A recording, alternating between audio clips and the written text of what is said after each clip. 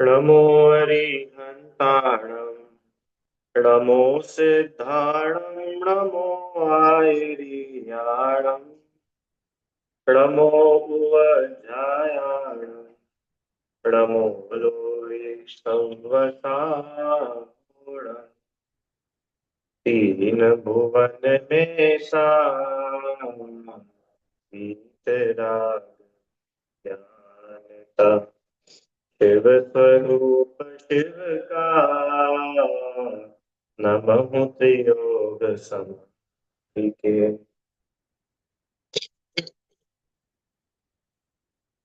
पंडित दौलत राम जी द्वारा रचित छह ढाला ग्रंथ का हम लोग स्वाध्याय कर रहे हैं और इसकी चौथी ढाल में एक देश चारित्र का वर्णन है, जिनमें 12 व्रतों का बहुत संक्षेप में सार गर्भित स्वरूप बताया है।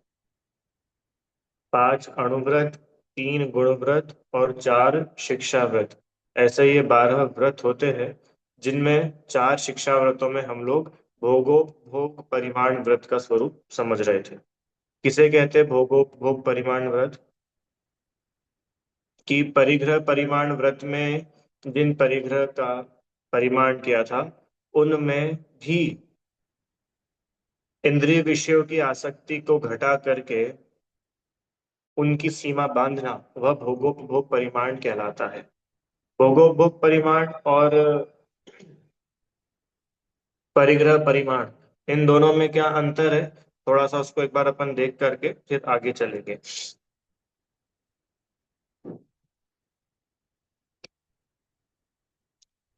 परिग्रह परिमाण अणुव्रत अणुव्रत रूप मूल व्रत है, और भोगोपभोग परिमाण जो है वो महाव्रतों की शिक्षा देने वाला व्रत है। ये दोनों में डिफरेंस है ना? क्योंकि कंफ्यूजन हो सकता है कि भैया इसमें भी हमने चीजों को घटाया था, इसमें भी घटा ही रहे, तो फिर दोनों में डिफरेंस क्या रहा?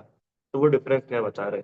दूसरा, मिथ्यात्व का अभाव और शेष परिग्रह का परिमाण जीवन पर्यंत के लिए होता है। काय में?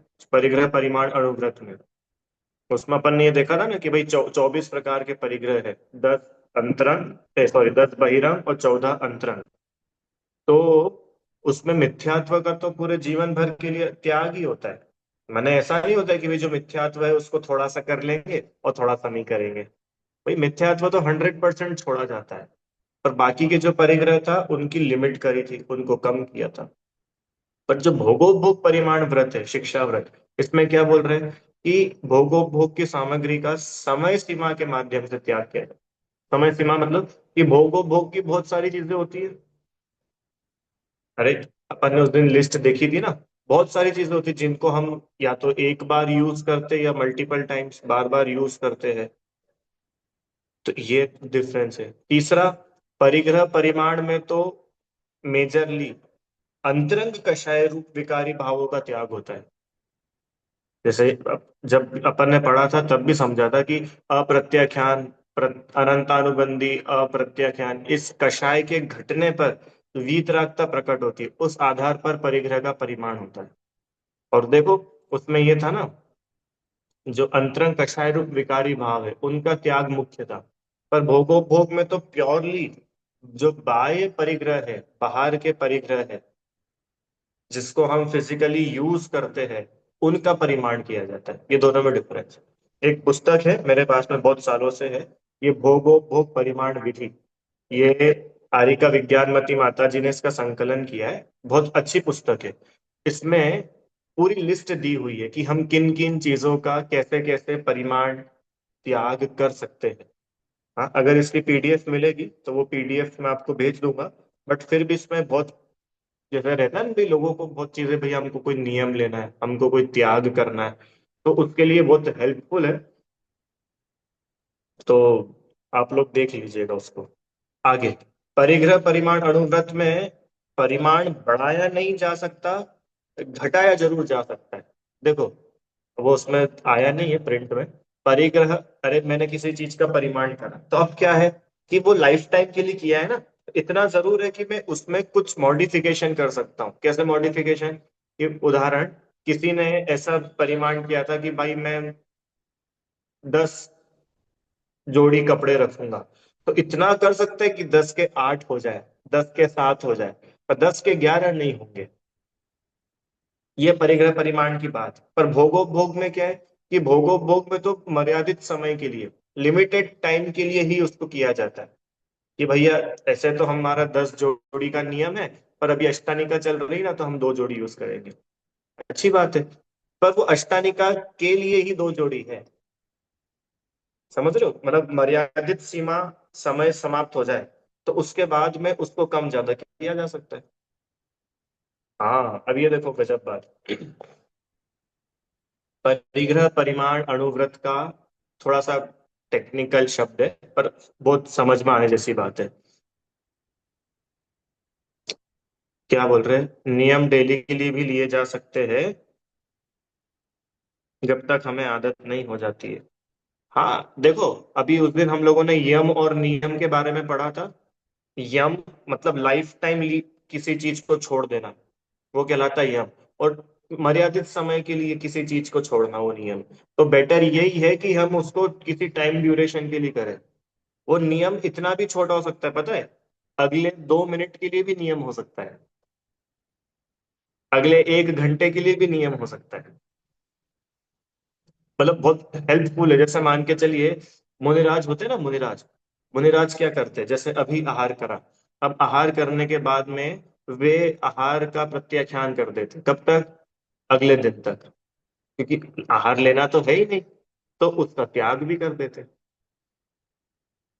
अरे हम जनरली लोग करते कि नहीं भाई, हम तो छोटे थे तब हमको कराते थे कि अपन अब रात में सो रहे हैं, तब सुबह तक क्या करना है, सब चीजों का त्याग, सब अपने। अब ये जो प्रैक्टिसेस है, ये इतनी हेल्पफुल जरूर रहती है कि भाई अब इतने टाइम आप सावधान हो, अब चाहे जो हो जाए हम इन चीजों से फ्री है। दूसरी बात, अब इन चीजों से मैं फ्री हूं, तब इन संबंधी मेरे को विकल्प भी कुछ नहीं है। जैसे किसी को आलू का त्याग है, राइट? तो अब मार्केट में आलू महंगे हैं कि सस्ते हैं, कि आलू में बहुत एडल्ट्रेशन हो रहा है, मिलावट हो रही, उसको कोई मतलब ही नहीं है। तो त्याग करने से ये फायदा होता है कि हम उस रिलेटेड जितने भी विकल्प है उन सब से अपन बच जाते हैं।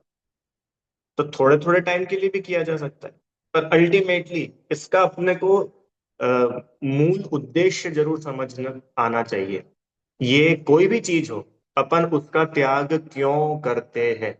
सिर्फ चीज को छोड़ने के लिए नहीं, उसको छोड़ करके मैंने जो अपनी कषाय घटी, उसको छोड़ करके जो आसक्ति घटी, उसको छोड़ करके जो मैं आत्म कल्याण के लिए आगे बढ़ा हूं, वो उसका मेन पर्पस है। नहीं तो क्या है कि त्याग, अब चीजें तो इतनी सारी है, चीजों की कोई कमी है क्या?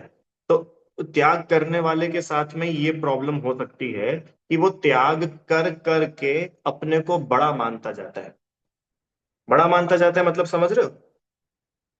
भाई पहले तो हमारा इतना कुछ त्याग नहीं था, अब हमने इतना कर दिया। देखो हमारा तो इतना है, वो तो उनका तो कुछ भी नहीं है। अरे हम तो सनसेट के भी पहले भोजन पानी सब कर लेते, और वो तो रात में भी खाते। तो भाई आपने जो त्याग किया था, आपने जो नियम लिया था, वो मान कषाय के लिए लिया था क्या? क्योंकि आपके नियम तो, वो उसका रिजल्ट तो मान कषाय आ रहा है। मान कषाय क्या होती है? छोटे बड़े की भावना, मैं बड़ा, ये छोटा। तो अगर ये डेवलप हो रहा है, इसका मतलब हमने नियम अच्छे से नहीं लिया, हमने उसका पर्पस ही नहीं समझा। कोई भी चीज हो, मतलब किसी भी चीज का त्याग करने पर, कोई भी चीज का नियम लेने पर, सबसे पहली शर्त ये है, हमको उस रिलेटेड अभिमान नहीं होना चाहिए। ये बहुत इंपॉर्टेंट बात है। ना उस नियम से हम अपने आप को बड़ा देखें, और ना किसी का वो नियम नहीं हो तो उसको अपन छोटा देखें। क्यों, ऐसा क्यों बोल रहे हैं? कि भाई सुनो, अपन भी पहले वैसे ही थे, और आज अपन ऐसे हुए ना, कोई बात नहीं, वो भी ऐसा हो जाएगा। कि भैया कब होगा, हम तो इनको समझा समझा करके थक गए। अरे तुम चिंता मत करो, अगले भाव में हो जाएगा, और अगले भाव में हो जाएगा। उसको थोड़ा सांस तो लेने दो। अब समझ रहे कि नहीं? माने हम कोई भी चीज की नियम या प्रतिज्ञा ले ले, तो ये भाव कभी अपने मन में आना ही नहीं चाहिए क्या? कि भाई मैं आई एम एवरीथिंग, मैं ही सब कुछ हूँ, और तुम लोग तो बहुत पापी हो, तुम तो बहुत दुष्ट हो। नहीं।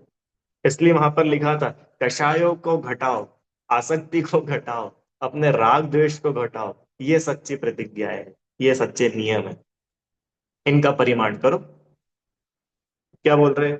कि परिग्रह परिमाण के खंडन होने पर गुणस्थान बदल जाता है। ये गुणस्थान बदल जाता है कि हाँ, ये जो व्रत आदि है ना, मूल रूप से ये इनकी कहाँ पर बात आई? पांचवें गुणस्थान में। पांचवें गुणस्थान में मतलब, गुणस्थान समझते थोड़ा थोड़ा? गुणस्थान मतलब अ, आप अभी कहाँ खड़े हो, मोक्ष मार्ग में हम कहाँ खड़े हैं, वो बताता है हमारा गुणस्थान। तो 1 से लेकर के 14 अलग अलग गुणस्थान है। तो पहला गुणस्थान माने मिथ्यात्व, बिल्कुल स्टार्टिंग की, भाई ये बिल्कुल अभी ये तो कुछ भी नहीं जानता समझता, आत्मा क्या होती है इसको तो मालूम ही नहीं। ठीक है, पहला गुणस्थान। चौथा गुणस्थान, कि वो सम्यक दृष्टि, माने उसको तत्वों की श्रद्धा है, देव शास्त्र गुरु की श्रद्धा है, पर अभी उसके कोई व्रत नहीं है। व्रत नहीं है, संयम नहीं है। ऐसा भी कोई जीव हो सकता है, होते ही है बहुत से जीव, अभी देव वगैरह होते हैं स्वर्ग के। तो जो सम्यक दृष्टि देव है, उनके कोई व्रत संयम थोड़ी ना होते। तो ऐसे बिना व्रत संयम के जो सम्यक दर्शन सहित कोई है, वो चतुर्थ गुण स्थान वर्ती। और जो व्रत सहित हो, वो पंचम गुण स्थान। और पूर्ण व्रत सहित हो, मुनि दशा, वो छठा, और आगे की दशा 6 7 8 9 10 11 12। फिर अरिहंत भगवान 13 14, और सिद्ध भगवान गुण स्थान के पार। क्योंकि सिद्ध भगवान मोक्ष मार्गी नहीं है, सिद्ध अवस्था तो मोक्ष ही है, मोक्ष रूप ही है। राइट। तो यहाँ बोल रहे हैं कि परिग्रह परिमाण का अगर खंडन होता है, गुणस्थान बदल जाता है। बदल जाता है मतलब कि खंड नीचे हो जाता है। बदल जाता है मतलब ये नहीं कि ऊपर हो गया भैया ये बहुत बढ़िया हुआ, नीचे हो जाएगा, डिमोशन हो गया। क्यों डिमोशन हो गया? कि खंडन होने का मतलब क्या है? बाहर का खंडन तो रिजल्ट है, अंतरंग में, अंतरंग में अप्रत्याख्यानावरण कषाय का उदय। तो उससे क्या हुआ? कि वो पंचम गुण स्थान योग्य भाव है ही नहीं, तो गिर गया वहां से। ठीक है। फिर नया शब्द आ गया, अनंतानुबंधी, अप्रत्याख्यानावरण, प्रत्याख्यानावरण, संज्वलन। 4 टाइप्स की कषाय, लेवल्स ऑफ कषाय। अनंतानुबंधी कषाय ये बताती है कि जिसके अनंतानुबंधी कषाय है, मतलब ये मिथ्यात्व सहित है। अनंतानुबंधी और मिथ्यात्व बेस्ट फ्रेंड्स है, दोनों साथ साथ रहते हैं।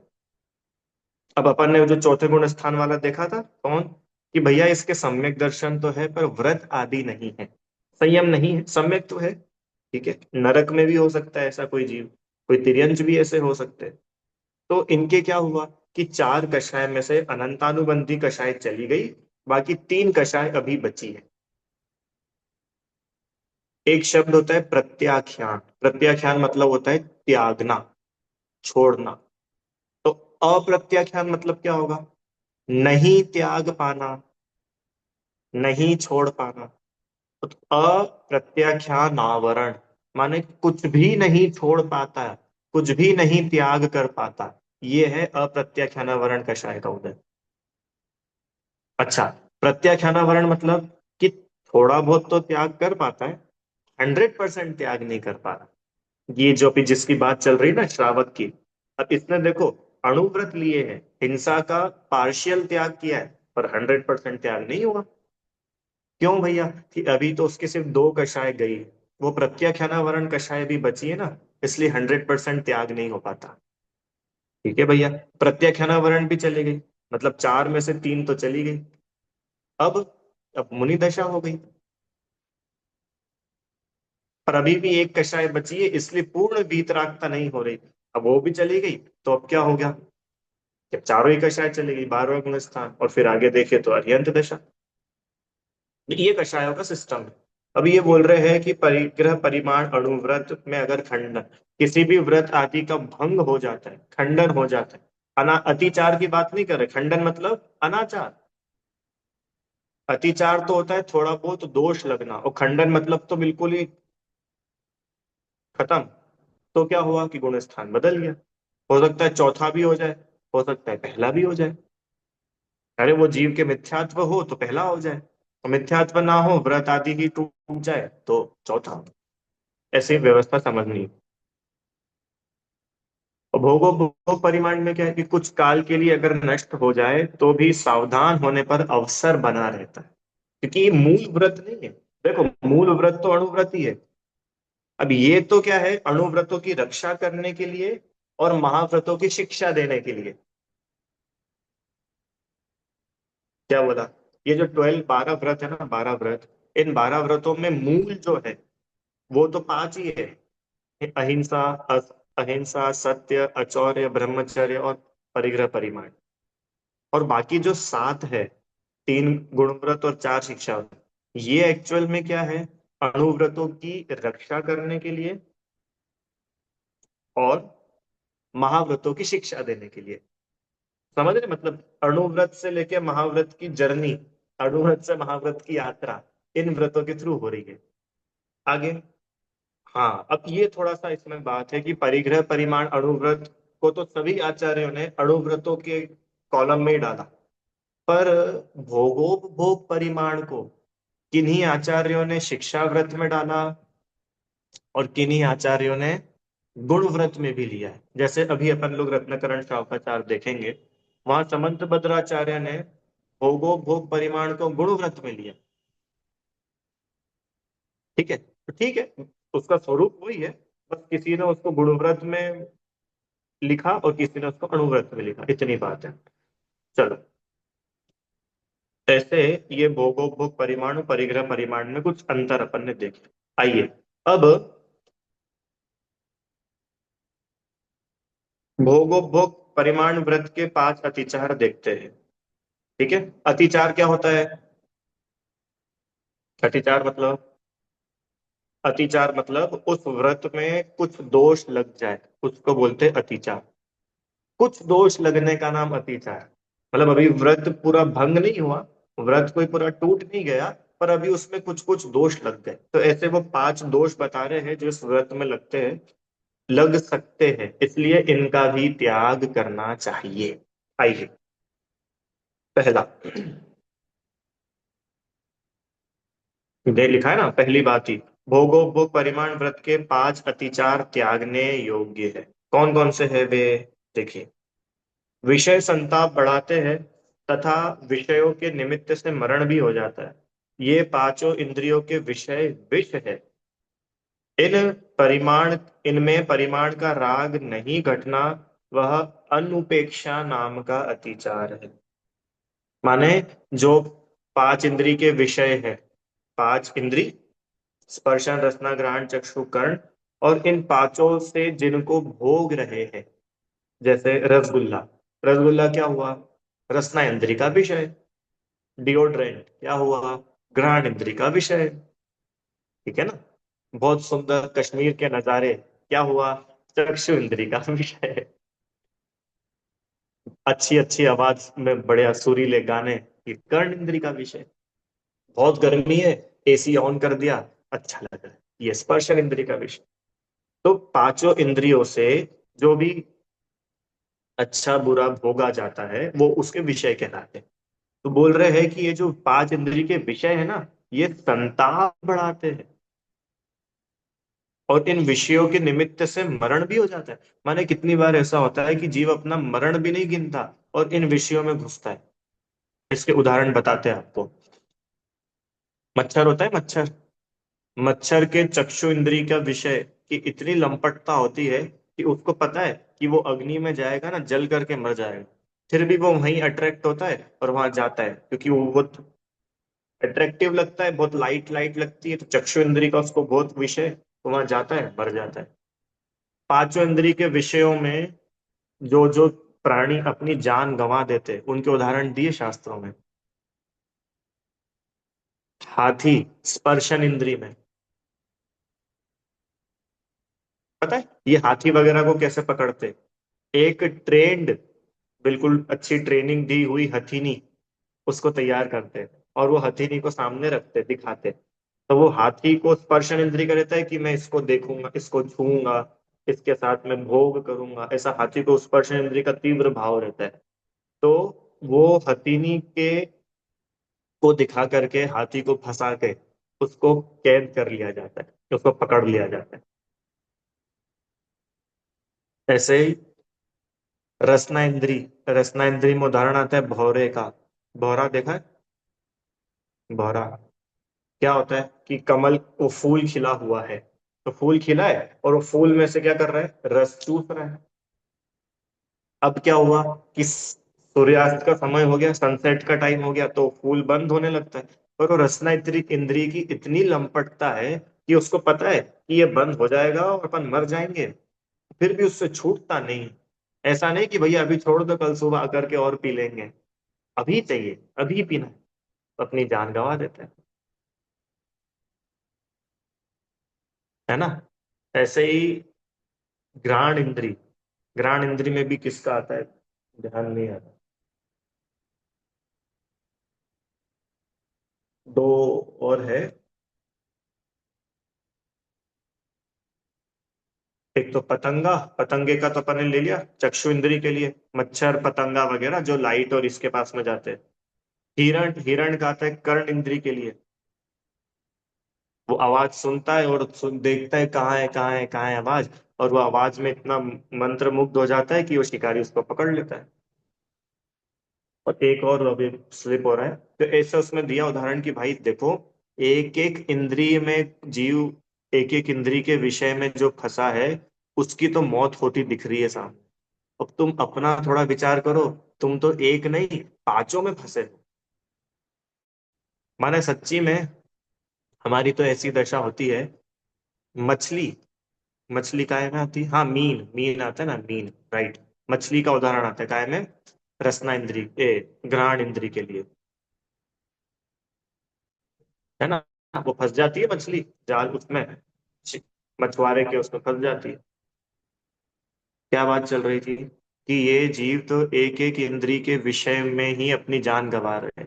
पर हम लोगों की ऐसी दशा है कि एक इंद्री तो छोड़ो, दो छोड़ो, पांचों इंद्री के विषय और ऐसे मस्त है कि खा रहा है, खाते समय देखना भी है, देखते समय सुनना भी है, सुनते समय सब, है ना? हर पांच इंद्री का एक विषय कम तो हो जाए, मरने को तैयार है पर एक विषय छूट नहीं जाए, झगड़ने को तैयार है, कषाय करने को तैयार है, पर इससे कोई इसका विषय छीन के बता दो। तो इतने दुख देने वाले हैं ये पांच इंद्रिय के विषय, संताप बढ़ाते हैं, विषयों के निमित्त से मरण भी हो जाता है। ये पांचों इंद्रिय के विषय विष है। फिर भी इन पांच इंद्रिय के विषयों में परिमाण का राग नहीं घटता।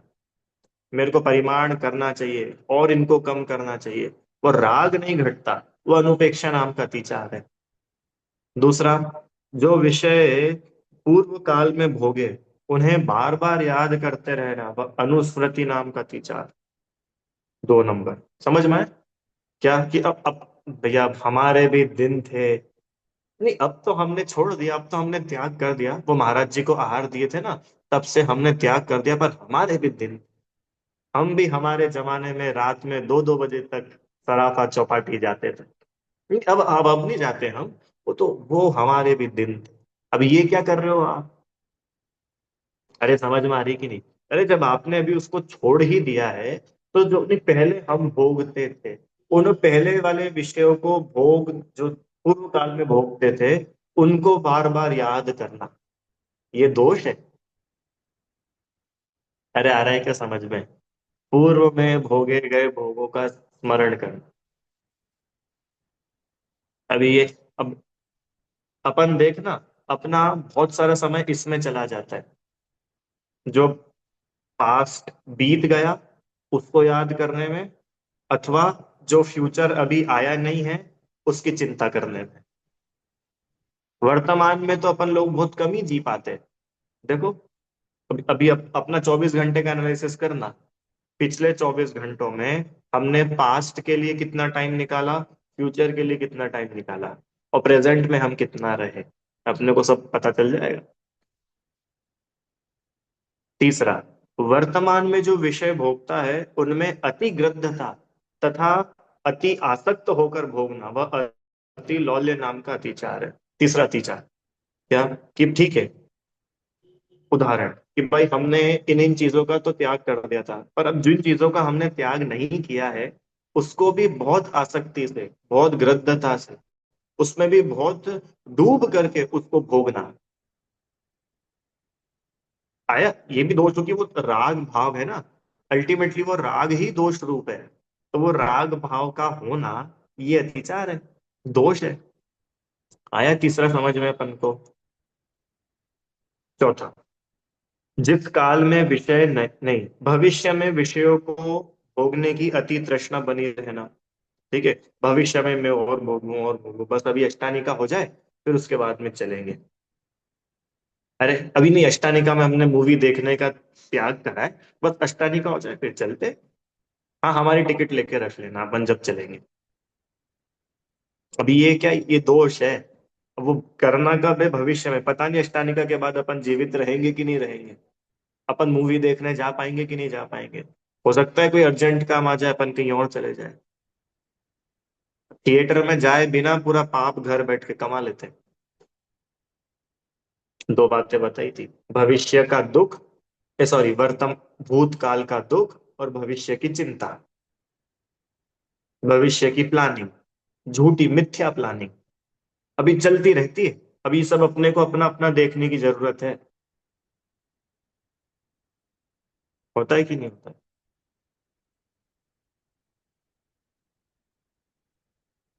भविष्य के नाम पर सच में कोई प्लानिंग दिखनी नहीं चाहिए। अरे जो होगा तब की तब समझेंगे ना। अभी से हम इतने सारी बातें तैयार रखते हैं और पता चलता है जिसके लिए वो सब किया था वो तो हुआ ही नहीं। हुआ ही नहीं।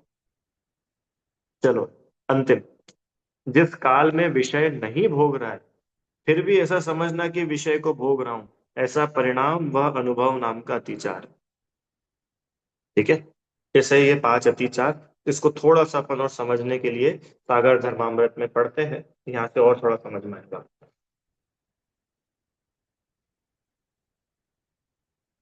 यह इन्होंने कुछ थोड़ा और भी दिए है, पूरा ही पढ़ लेते। सचित्त भोजन को, सचित्त से संबंध रखने वाले भोजन को, सचित्त से मिले हुए भोजन को, अधप के या अधिक, अच्छा अधपके या अधिक पके भोजन को और गरिष्ठ भोजन को करने वाला श्रावक भोगो वो परिमाण में अतिचार ले। यह इन्होंने पूरा उसको भोजन से रिलेटेड बना दिया कि भाई ऐसे इन प्रकार के भोजनों को करना वह भोगो भोग परिमाण व्रत में अतिचार है।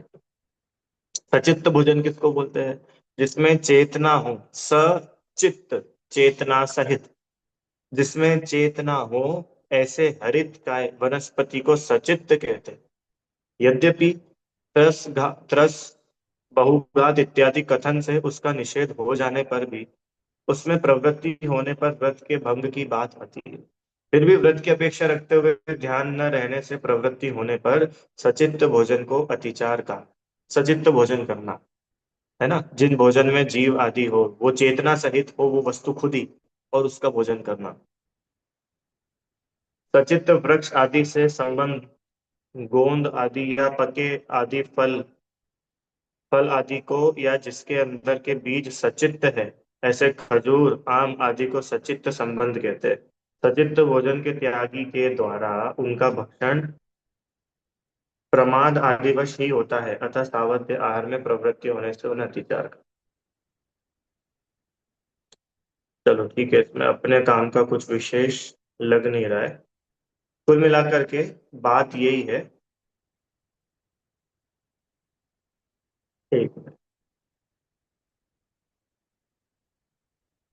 वेदना का प्रतिकार पुनः पुनः भूखने का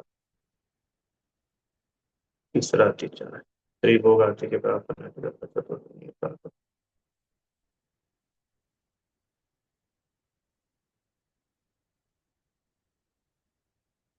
एक मिनट यहाँ से पढ़ते बना है तो दिया है वो।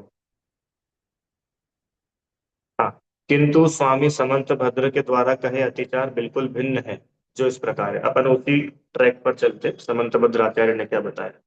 पहला, विष के समान विषयों में आदर होना, विषय भोग से विषय भोग संबंधी वेदना का प्रतिकार हो जाने पर भी पुनः इच्छित नारी का आलिंगन आदि करते रहना प्रथम अतिचार है। वही विषय भोग भोगने की बात। दूसरा, विषय भोग से वेदना का प्रतिकार हो जाने पर भी बार बार विषयों के सौंदर्य का, उनकी सुख साधनता का आदि का चिंतन करना। ठीक है, यह अति आसक्ति कारण होने से दूसरा अतिचार है। तीसरा, वेदना का प्रतिकार हो जाने पर भी पुनः पुनः भोगने की आकांक्षा, तीसरा अतिकार है।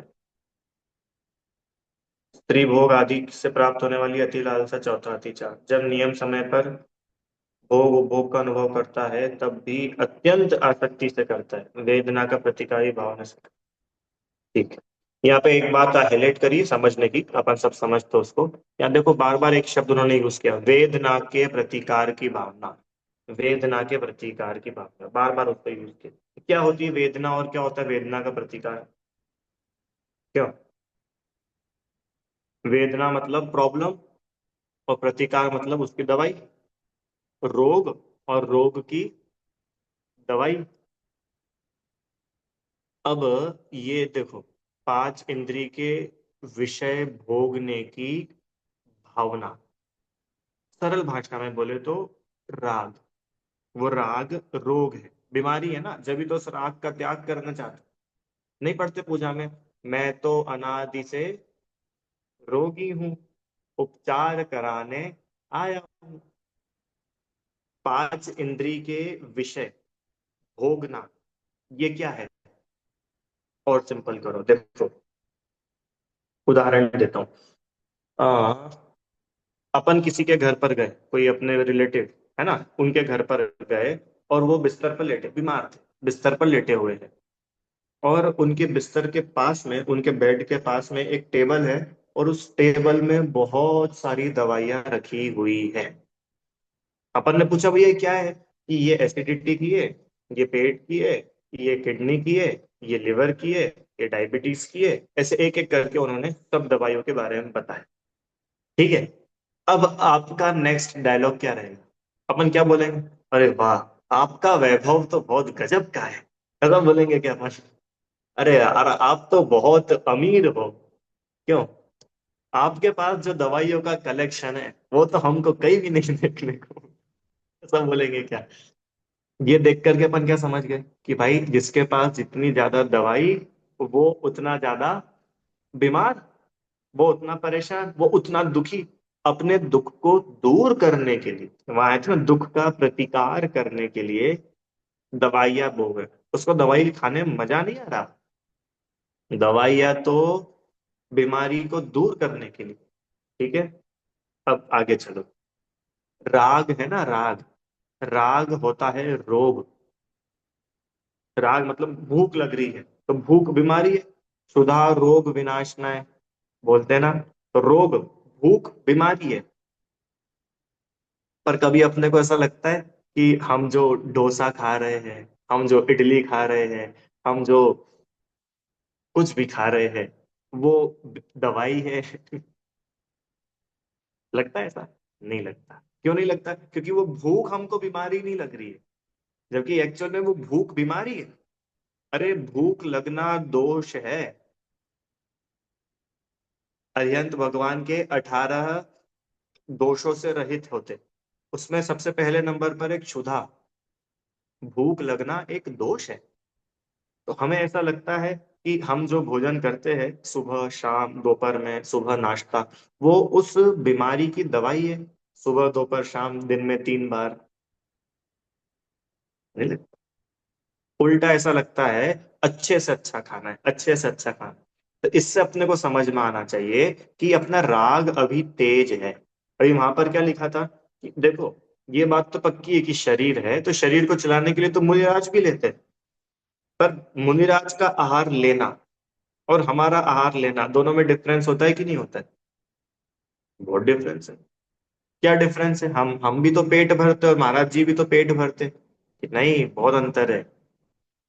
हम पेट के साथ साथ मन भी भरते हैं।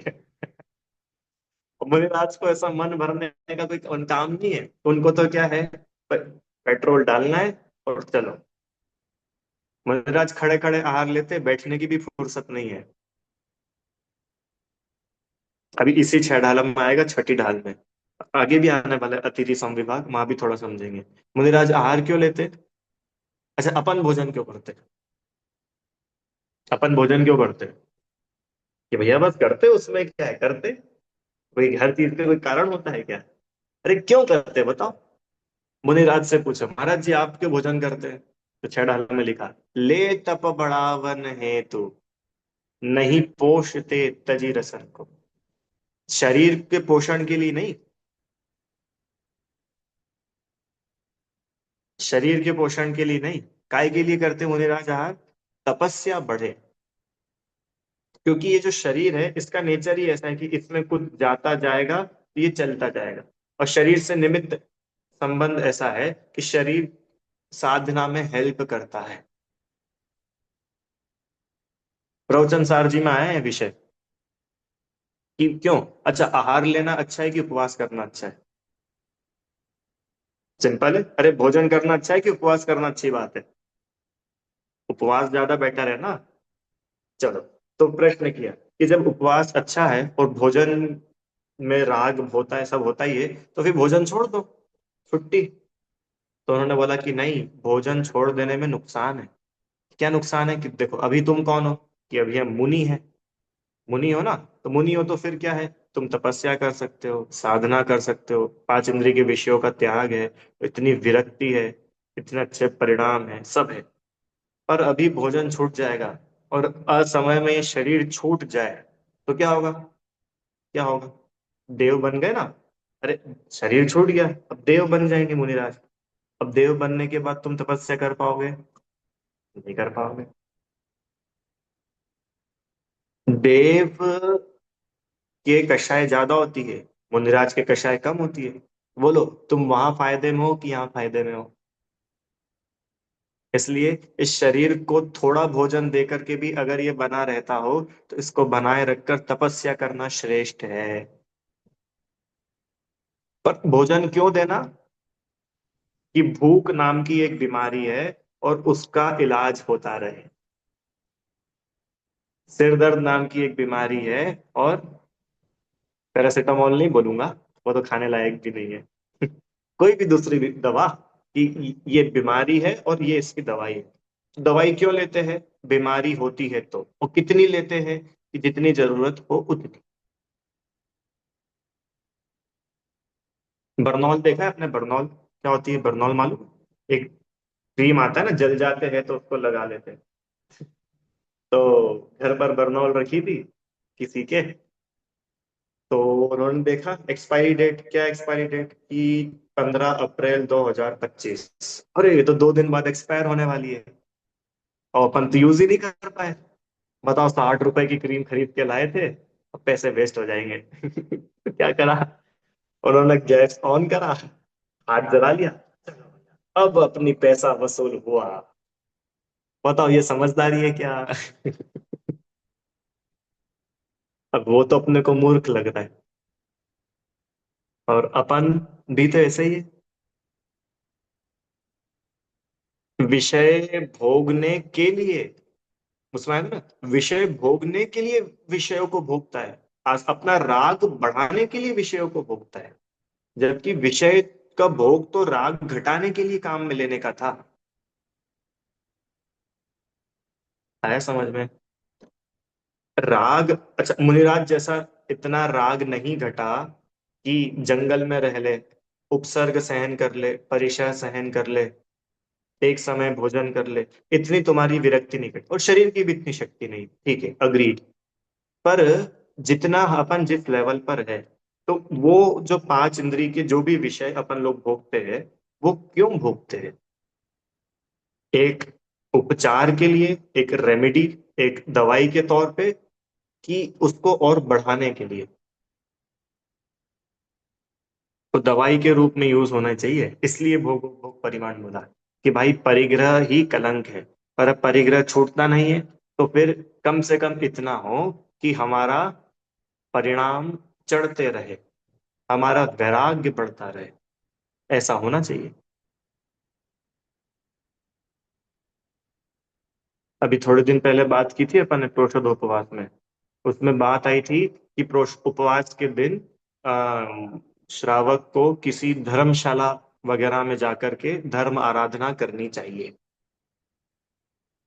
प्रश्न, धर्मशाला में जाकर के धर्म आराधना कब हो पाएगी? कि जब धर्मशाला वैसी लगेगी तब। जब धर्मशाला में वैराग्य के निमित्त मिलेंगे तो थोड़ा चिंतन करेगा। अभी धर्मशाला भी 5 स्टार होटल से कम नहीं है, तो ये क्या धर्म साधना कर पाएगा वहां? घर में भी हम बिना छना पानी लगा रहे थे, यूज कर रहे थे, वहां पर भी हम गीजर शावर के नीचे खड़े होकर के नहा रहे। धर्मशाला में क्या फर्क पड़ा? तो धर्मशाला तो धर्म आराधना के लिए थी ना, कि शरीर आराधना के लिए थी। अब ये एक धर्मशाला लिया, अब ऐसा सब लगाते जाओ। क्यों? त्यागी वृत्तियों के लिए कोई जगह बने, आश्रम वगैरह कैसा होना चाहिए? 5 स्टार सुविधाओं से लैस। क्यों? अरे त्यागी वृत्तियों का आश्रम कैसा होना चाहिए? कि जहां रह करके वे जो त्यागी वृत्ति है उनका वैराग्य भी बढ़े, और जो वहां पर जाए उसको भी वैराग्य जगे, तो वो आश्रम काम का। अब सब जगह लगाओ। मंदिर कैसा होना चाहिए? जहां जाकर के राग घटे कि राग बढ़े?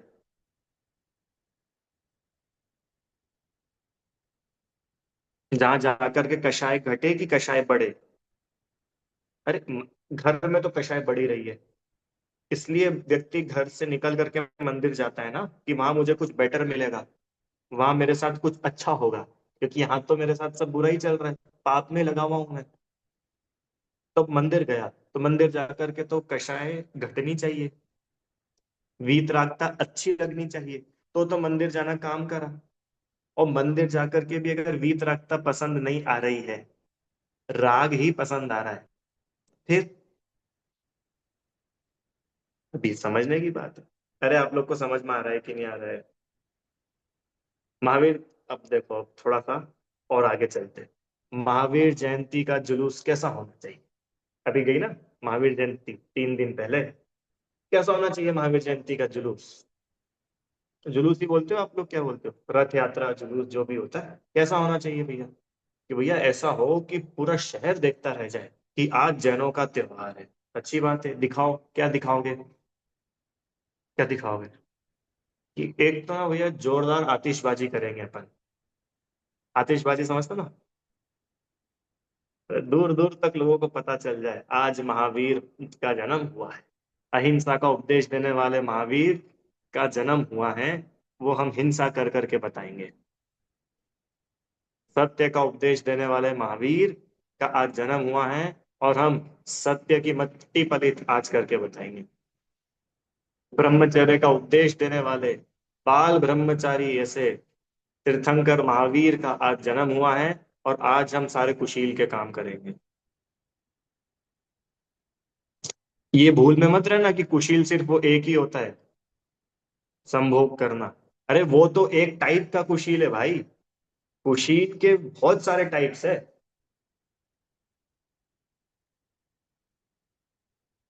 आत्म स्वभाव में नहीं रहने का नाम ही कुशील है। ब्रह्म स्वरूप आत्मा को भूलने का नाम ही अब्रह्म है। अब उसको भूल करके सारे पाप होते हैं दुनिया भर के। आचार्य का उपदेश देने वाले भगवान महावीर, उन्हीं की जन्म जयंती, जन्म कल्याणक पर हम चोरी करेंगे। अब ये विचारना पड़ेगा अपने को, प्रभावना के नाम पर ज्यादा से ज्यादा लोगों को पता चल जाए, दिख जाए, उसके लिए हम महावीर भगवान द्वारा बताए गए सिद्धांतों की बलि नहीं चढ़ा सकते। मंदिर था वैराग्य की वृद्धि के लिए, और मंदिर हमारे राग की वृद्धि का कारण बने, तो ये गलत हो रहा है। जैसे वो दवाइयाँ थी बीमारी के उपचार के लिए, और उसको दवाइयाँ खाने में मजा आने लग जाए। क्यों? तो वही, अब इसको तो और गड़बड़ हो गई है। अरे जिस चीज का जो पर्पस है उसको उतना तक रखो। अभी मंदिर का पर्पस है जिन जिन देव के दर्शन और उन समान मैं बन जाऊं, ऐसा। और वहां जाकर के भगवान तो अच्छे नहीं लग रहे। अभी बहुत खतरनाक बातें हैं। भगवान तो दिख रहे छोटे से, और भगवान के पीछे सोना चांदी दिख रहा है भर भर के। हम्म। बोलो, भगवान अच्छे लग रहे कि सोना अच्छा लग रहा है? क्या भैया, मजा आ गया। पहले तो ऐसा नहीं था, पर अब तो बिल्कुल जोरदार हो गया है भगवान का दरबार। कि ठीक है, दरबार जोरदार हो गया, तुमको भगवान जोरदार लग रहे कि नहीं लग रहे? तो भगवान तो क्या है, भगवान तो हमारे वहां भी है। हम तो यहाँ सोना चांदी देखने के लिए आए थे। हम तो यहाँ की फर्शियां देखने आए थे। वियतनाम से आई है? कहीं से भी आई हो। ब्राजील है, अलग अलग देशों की बहुत फेमस है ना, कहीं कहीं की। अच्छा, ये वाला पत्थर तो वहां से बुलवा के ला। पत्थर देखना है थे क्या तुम? इसका मतलब अभी अपन आगे नहीं बढ़ रहे, नीचे जा रहे हैं। अरे समझ रहे हैं? अभी बहुत समझने की बातें है। अब ये भोगो भोग परिमाण ही चल रहा है। भोगो भोग में क्या बताया था कि भाई अपना राग घटे। और राग क्यों घटे? क्योंकि राग अच्छा नहीं है, इसलिए तो घटाने के लिए इतने सारे काम चल रहे हैं। कल्पनांडी जी, अगर राग अच्छा ही होता तो फिर ये सारे उपदेश दिए ही नहीं जाते ना। हम ये तो नहीं बोल रहे कि तुम घर में रह करके मुनिराज जैसे हो जाओ, आरिका माता जी जैसे हो जाओ, और वो पॉसिबल भी नहीं है, क्योंकि भाई उनकी कषाय घट चुकी है। उनका वीतरागता अधिक है। तो वो बाहर की प्रवृत्ति भी वैसी दिखेगी। तो भाई वे हमारे आदर्श है ना, वो अपने आइडियल है ना। हम रोज उनको नमस्कार करते हैं ना। तो उनके बताए मार्ग पर नहीं चलेंगे क्या?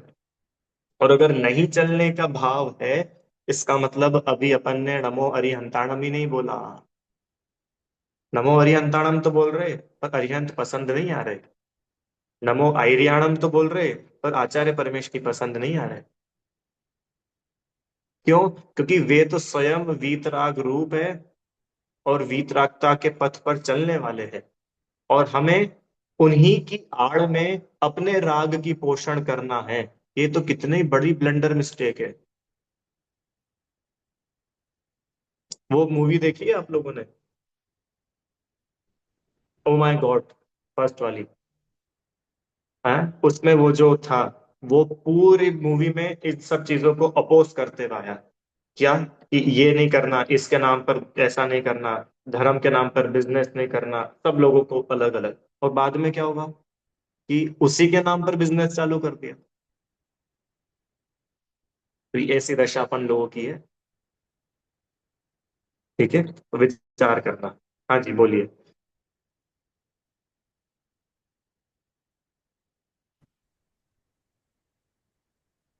भैया, आज सुबह ही किसी से बात हुई थी। जैसे आपने हम्म। अभी बोला ना कि हम आतिशबाजी कर रहे हैं, ढोल नगाड़े बजा रहे हैं और लेकर जा रहे हैं पूरी सवारी। तो आज सुबह ही किसी से बात हुई थी।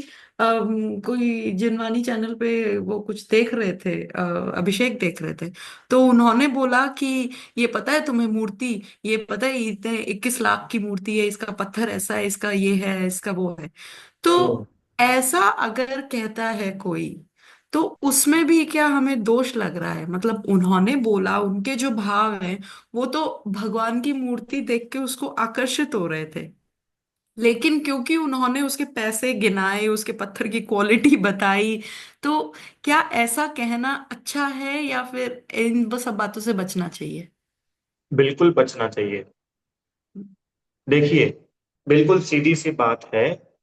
अगर हम भगवान के पास, हम मंदिर में जाए, और हमको भगवान की महिमा 21 लाख रुपए से आए। हम मंदिर में जाए और हमें भगवान की महिमा स्फटिक से आए। हम मंदिर में जाए और हमें भगवान की महिमा रत्नों से आए। इसका मतलब हमने, हाँ अरे बहुत है पूरा सब। इसका मतलब अभी हमने भगवान का स्वरूप ही नहीं समझा। विभक्ता में स्तोत्र में देखो कितनी सुंदर भक्ति कर रहे हैं आचार्य मानतुंग स्वामी। हम यूं नहीं बोल रहे कि वो स्फटिक। अरे आचार्य देव भी बोलेंगे कि छत्र है, चवर है, भामंडल है, प्रातिहार्य है, सब है। पर वो क्यों है? छत्र बड़ा कि भगवान बड़े? चवर बड़े कि भगवान बड़े? स्फटिक बड़ा कि भगवान बड़े? अभी सब लगा, सही बताना। स्फटिक की बड़ी प्रतिमा हो, हाँ, और एक पाषाण की छोटी प्रतिमा हो, कौन सी प्रतिमा ज्यादा अच्छी है? कौन से भगवान ज्यादा अच्छे हैं? अरे दोनों बराबर है। अरे वो प्रतिमा है, भगवान तो वहां है ऊपर सिद्धालय में। क्यों, कौन से महावीर भगवान ज्यादा अच्छे हैं? महावीर जी के कि और कहाँ पे महावीर भगवान? जहां भी पार्षद भगवान कहाँ के अच्छे, बोलो? बिजोलिया के कि अंतरिक्ष के कि हैं, कहाँ के अच्छे? कि भाई पार्षद भगवान कोई अलग अलग थोड़ी होते हैं, एक ही है पार्षनाथ भगवान, उनका हो चुका है मोक्ष। कहाँ के पार्षनाथ भगवान अच्छे? कि जहाँ के पार्षनाथ के दर्शन करके तुमको वीतरागता सुभा जाए, वे पार्षनाथ अच्छे। क्योंकि भाई पार्शनाथ भगवान का जो मैसेज है, पार्शनाथ भगवान का जो लर्निंग, पार्शनाथ भगवान के जो संदेश है, वो हमको अच्छे लगे। कौन से डॉक्टर अच्छे? कौन से डॉक्टर अच्छे? बड़े हॉस्पिटल वाले कि छोटी, वो छोटी सी 4x4 की जगह में बैठ करके पूड़ियाँ देने वाले? कि भाई हमारी बीमारी दूर होनी चाहिए, भले वो 2 रुपए की पुड़िया से हो कि 5 स्टार धीरू भाई कौन सा कोकिला बेन में जाकर के हो। अरे मेरी बीमारी है, और मेरी इस बीमारी जहां अच्छी हो जाए वो जगह मेरे लिए अच्छी है। तो मेरी बीमारी है, क्या है मेरी बीमारी?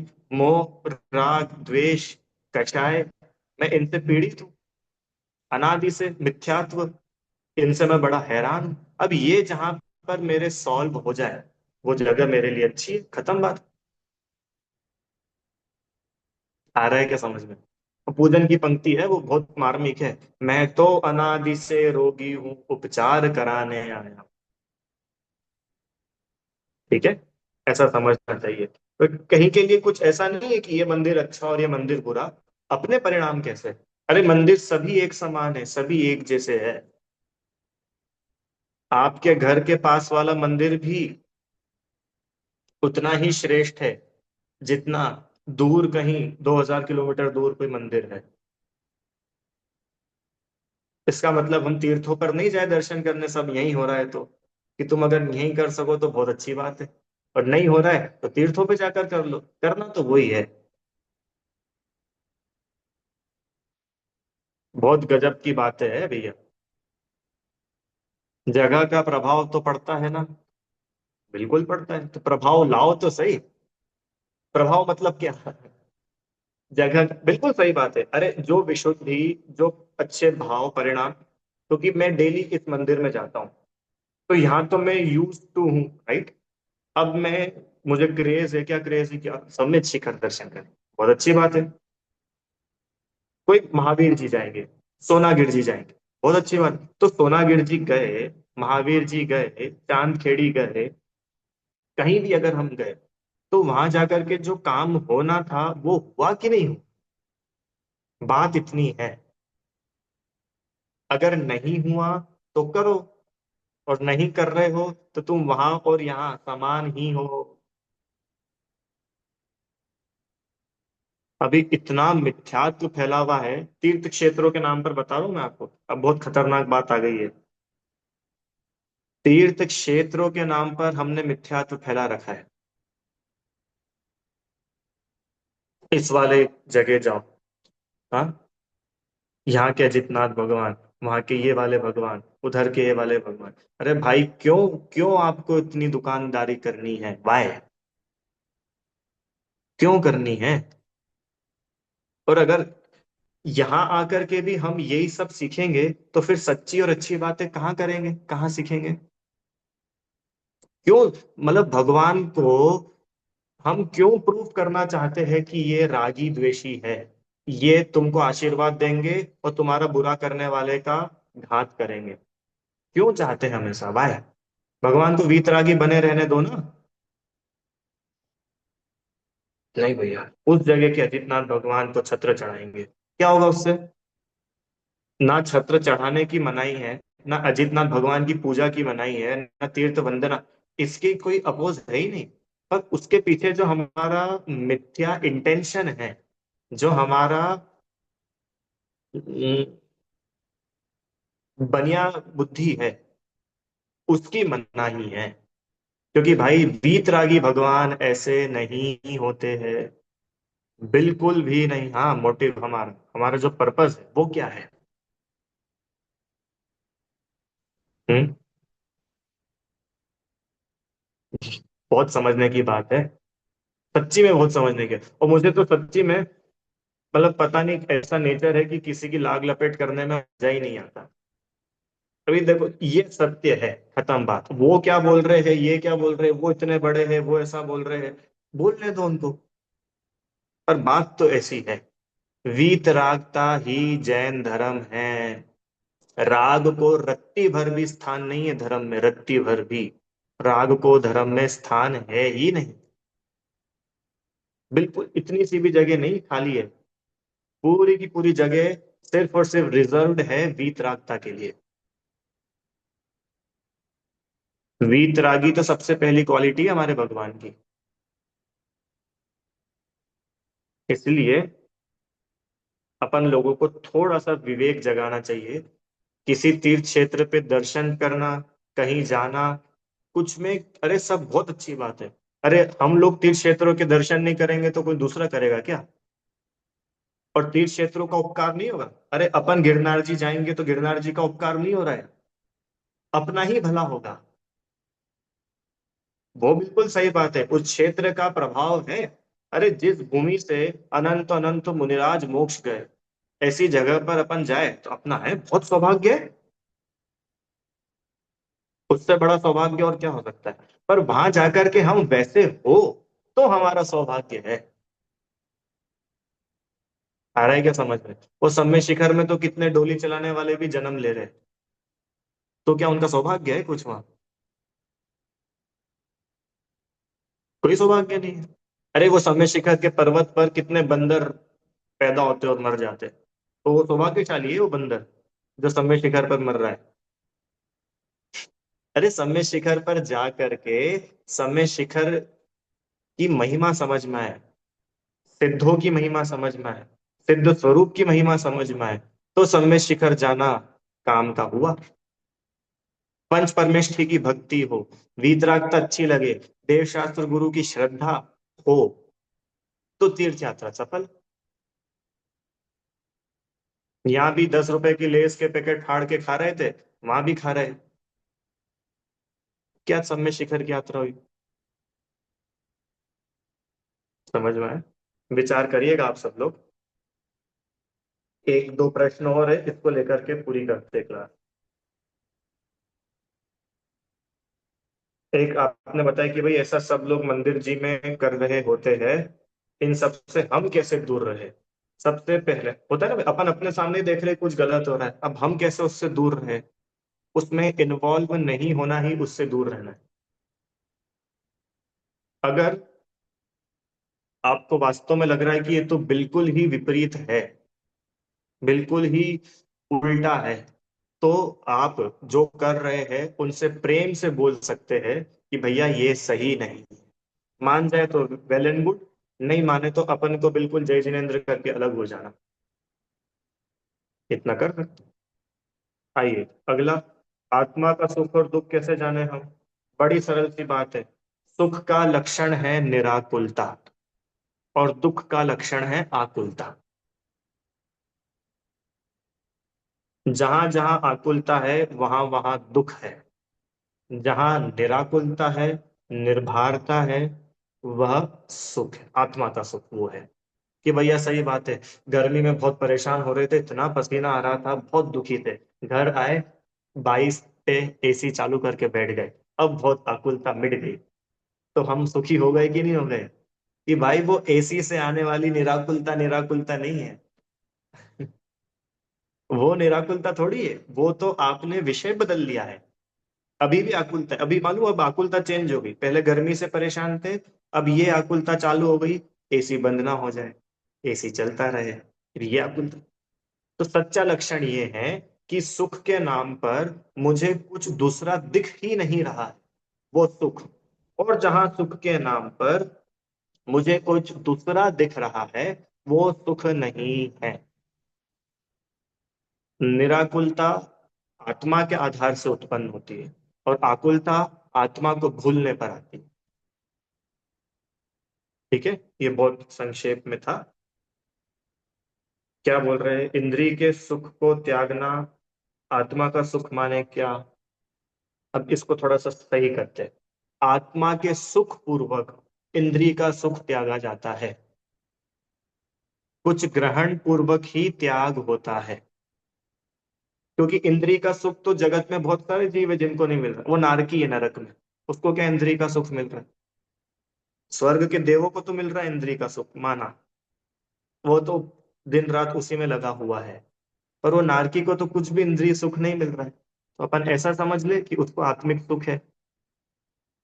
ऐसा नहीं है। आत्मा का सुख हो तो इंद्रिय का सुख त्याग होता है। और अगर बाहर में पांच इंद्रिय के विषयों के सुखों का कोई त्याग करे, तो वो त्याग भी आत्मिक सुख के लिए करे तो काम का है। वैराग्य आदि सफल तब जब संग आत्म ज्ञान और हूँ आत्म ज्ञान की प्राप्ति हेतु। वैराग्य आदि कब सफल है? कि या तो वो आत्मज्ञान के साथ हो तब, अथवा आत्मज्ञान के लिए हो तब। ठीक है, इस प्रकार से समझना। आज अपन लोगों ने भोगोपभोग परिमाण के अतिचार और थोड़ा सा और विषय समझा। कल जो है चौथा और अंतिम व्रत, क्या नाम है इसका? अतिथि संविभाग व्रत, उसका स्वरूप कल समझेंगे। जिनवाणी स्तुति। हे जिनवाणी भारती, तो ही जपू दिन रैन, जो तेरी शरणा गए तो पावे सुख चैन। जा वाणी के ज्ञान से तुझे लोकालोक, सो वाणी मस्तक नमो सदा देते हूँ धो।